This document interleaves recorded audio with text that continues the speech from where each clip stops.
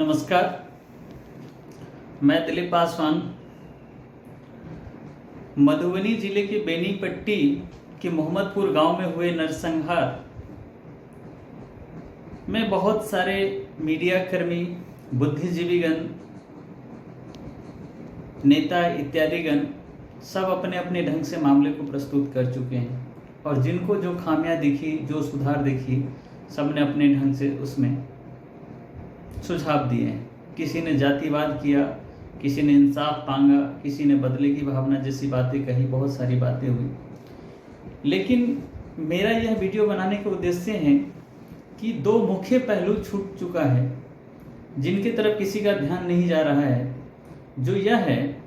कि उस घटना के बाद अब प्रशासन की जो स्ट्रक्चर ढांचा, वे ऑफ डीलिंग क्राइम को जो नज़रिया में आया है उसके प्रति यह है, क्योंकि हम यहाँ पर एक चीज़ उजागर करना चाह रहे हैं कि उस घटना में 5 या 6 व्यक्तियों की हत्या होना बताया जा रहा है। 6 हत्या होने के कारण पुलिस का टाइम से ना पहुंचना सबसे बड़ी लापरवाही है। घटना होने से 5 घंटे पूर्व ही शायद सूचना पुलिस को दी गई थी, लेकिन पुलिस 5 घंटे बाद पहुंचती है। यदि पुलिस ऑन टाइम पहुंचती या घटना होने से पूर्व यदि पुलिस पेट्रोलिंग की होती तो अपराधियों में इतनी जरूर यह मैसेज चली जाती कि शायद हमारे द्वारा की गई ऑर्गेनाइज क्राइम को पुलिस को किसी ने मुखबरी दे दी है, तो अपराधी उस वक्त तितर बितर हो जाते और इस घटना को अंजाम तक नहीं देते। तो यदि मैं इस नज़रिए से देखता हूं कि टोटली यह प्रशासन की फेलियर है, पुलिस विभाग की फेलियर है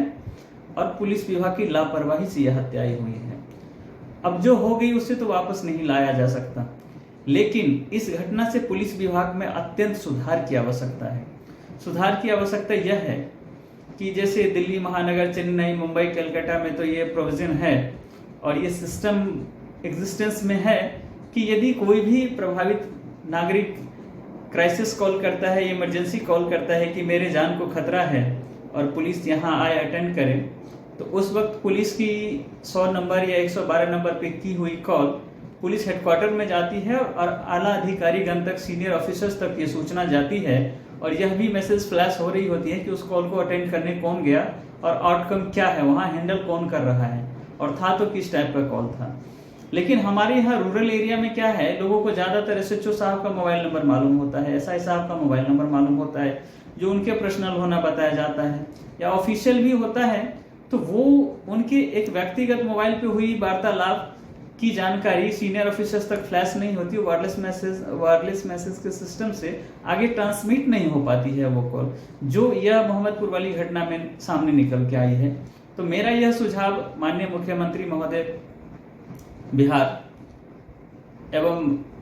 डायरेक्टर जनरल ऑफ पुलिस से है कि एक सर्कुलर जारी करने की सख्त जरूरत है। इस समय एक गाइडलाइन, एक विभागीय आदेश, एक स्टैंडिंग ऑर्डर की आवश्यकता है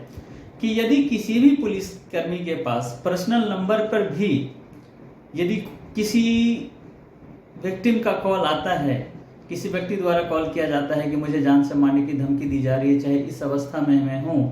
तो उस पुलिस अधिकारी की यह जिम्मेवारी निर्धारित कर दी जाए कि उस कॉल की सूचना अपने पुलिस हेडक्वार्टर में डीएसपी, एसपी, एसएसपी लेवल तक जरूर दें और यह भी जानकारी फ्लैश करें कि कितने देर में भेजी जा रही है और उस कॉल को अटेंड करने कौन गया है और अटेंड करने गया तो आउटकम क्या रहा, कैसे हैंडल की गई। और इसके लिए सबसे तो परम आवश्यक है कि हर थाने में 3-4 police officer 24 hours ready to move होना चाहिए क्राइसिस कॉल को अटेंड करने के लिए, जो मोहम्मदपुर घटना वाले में नहीं थी। यदि होता है, स्टैंड बाई होती police officers ready to move attend emergency call, तो वहां गया होता, इस तरह की घटना नहीं होती। तो इसीलिए मैं राज्य सरकार से और पुलिस महानिदेशक से मैं यह अनुरोध करता हूं और आप सभी आम जनता से अपील करता हूं कि इस चीज की आप मांग करें कि पुलिस के पर्सनल मोबाइल पे भी कॉल आता है तो उसकी व्यवस्था यह निर्धारित कर दी जाए जिम्मेवारी कि यदि आप इस कॉल को छुपा के रखते हैं और घटना होती है तो उसमें आईपीसी की धारा 120 बी में आपकी भी संलिप्तता मानी जाएगी, क्योंकि आपकी जानकारी में आते हुए भी आपने उस घटना को छुपाने का प्रयास किया है। और यह जानकारी हर हाल में आपको देना है, चाहे मोबाइल पे आए, चाहे जो वायरलेस कॉल होता है या कॉल सेंटर टाइप की जो इमरजेंसी कॉल होता है, नेटवर्क पे आता है, पुलिस के नेटवर्क पे आता है, उस सबका सेम दायरे में लाया जाए। और कोई भी अधिकारी यदि उस कॉल को हाइड करता है तो उसकी जिम्मेवारी, उस घटना के उतने ही बराबर दोषी अपराधी उसे माना जाए और उस पर आइंदा से अपराध की मुकदमा चलाया जाए, जैसा कि मोहम्मदपुर घटना में आवश्यकता है। यदि इन्होंने इस चीज को छुपाया है तो पूरी की पूरी धारा 120 में तत्कालीन थाना प्रभारी की जिम्मेवारी बनती है। दूसरी पहलू यह है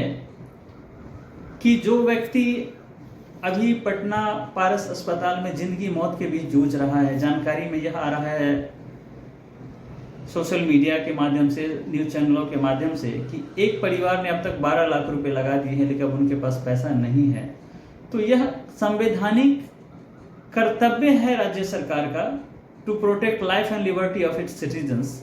कि वह अपने नागरिक के जीवन को हर हाल में सुरक्षित रखे। तो यह स्टेट एक्सपेंसेस पे ट्रीटमेंट क्यों नहीं हो रहा है और उनकी ट्रीटमेंट वहां पॉसिबल नहीं बताई जा रही है। डॉक्टरों ने यह भी डिक्लेयर कर दिया है कि इनको एम्स में इलाज की आवश्यकता है, जिसके लिए एयर एम्बुलेंस की आवश्यकता है। एयर एम्बुलेंस के लिए 5 लाख रुपए उनका मांगा जा रहा है और वो 5 लाख रुपए उन पीड़ित परिवार से उपलब्ध नहीं हो पा रहे, इसलिए वो पटना के पारस अस्पताल में जिंदगी मौत के बीच जूझ रही है। तो क्या यह राज्य सरकार चाहती है कि लास्ट आई विटनेस मर जाए, केस कमजोर हो, या उस परिवार को स्टेट एक्सपेंसेस से, राज्य के खजाने से उसका इलाज कराकर एक उस परिवार को गिफ्ट न दिया जाए? उस व्यक्ति को जो जीवन मृत्यु के बीच में जूझ रहा है, किसी अपराधी का शिकार हुआ है, नरसंहार का शिकार हुआ है, उनको बचाया जाना यह राज्य सरकार की कर्तव्य नहीं है? यह कितनी बड़ी शर्मिंदगी की बात है। राज्य सरकार क्या इससे भी बड़ी कोई इमरजेंसी अर्जेंसी हो सकती है राज्य में, जिसके तरफ माननीय मुख्यमंत्री जी या अन्य जो संबंधित मंत्रीगण है वो बिजी हैं, इस पर ध्यान नहीं दे रहे हैं, या जानबूझ के इनको लापरवाही की जा रही है ताकि जो अंतिम आई विटनेस है, जो प्रत्यक्षदर्शी है उस घटना के, जो स्वयं भी पीड़ित है, गोली खाए हैं अपने सीनों पे, अपने जिस्म पे, वो लापरवाही के कारण मर जाए। तो इसके लिए दोस्तों हम आप सभी को आवाज उठाने की आवश्यकता है। इसकी मांग करें कि राज्य सरकार तुरंत अपने खर्चे से उनको एयर एम्बुलेंस उपलब्ध कराए, एम्स में उनका इलाज कराया जाए और उन परिवार को, उस व्यक्ति को जीवित करके, उस पीड़ित को जो घायल है उनको जीवित करके उनके परिवार में एक तोहफे के तौर पर भेजा जाए। और बाकी जो कंपनसेशन के प्रावधान है, उस परिवार की क्षतिपूर्ति करने की जो भी प्रक्रियाएं हैं वो अलग अलग ढंग से राज्य सरकार अपने हिसाब से उनको करे, लेकिन इस व्यक्ति को बचाया जाना बहुत महत्वपूर्ण है। और जो मैंने पहले में कहा था कि पुलिसिया विभाग में एक सर्कुलर, विभागीय आदेश, गाइडलाइन, स्टैंडिंग ऑर्डर जारी करने की आवश्यकता है कि पुलिस के पर्सनल मोबाइल पे भी यदि फोन कॉल्स आती है तो जो एक रेडी टू मूव टीम बनाई जाए और उसको तुरंत वहां डिस्पैच किया जाए, क्योंकि हर थाने में मोटर बाइक है, जिप्सी है, पुलिस के पास व्हीकल अवेलेबल है, आधे से 1 घंटे में किसी भी डिस्टेंस को रीच कर सकती है। इतना बैकवर्ड भी बिहार नहीं है, जैसा इस घटना में दिखाया गया। 4-5 किलोमीटर की दूरी पर 5 घंटे में पुलिस पहुंची है, और यदि पहुंची है तो क्या संलिप्तता रही है तो जांच का विषय है, इस पर मैं ज़्यादा नहीं बोलना चाहूँगा। और जांच का विषय है तो तत्कालीन थाना प्रभारी के विरुद्ध जांच होनी चाहिए। नमस्कार।